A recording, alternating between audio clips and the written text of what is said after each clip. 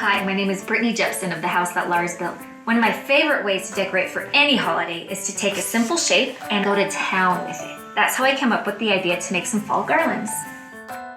What I did is I took some simple shapes, put them into my Cricut, made a ton of them, and sewed them together, and voila, magical fall decorations. I pull up my design space on Cricut and put in my design, and I select the material that I want it to go onto. And then I put my mat in with my cardstock on. The Cricut machine does all the work for you in cutting it out perfectly. This is the fun part. Once it's done, I take it out, and this is my favorite part, the unpeeling. Take it off, and then we can peel off each beautiful acorn. Perfectly cut. Much better than my scissors. And faster too. Voila!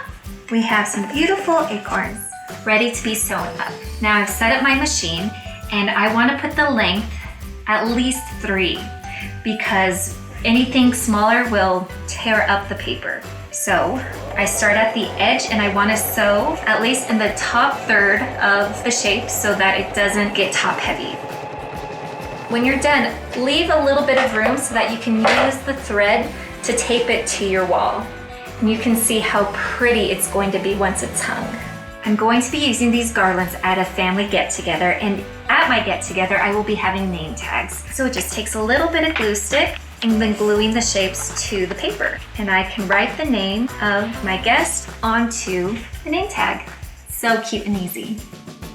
And there you have it, a fall garland and name tag to make an amazing fall tablescape, made by Brittany.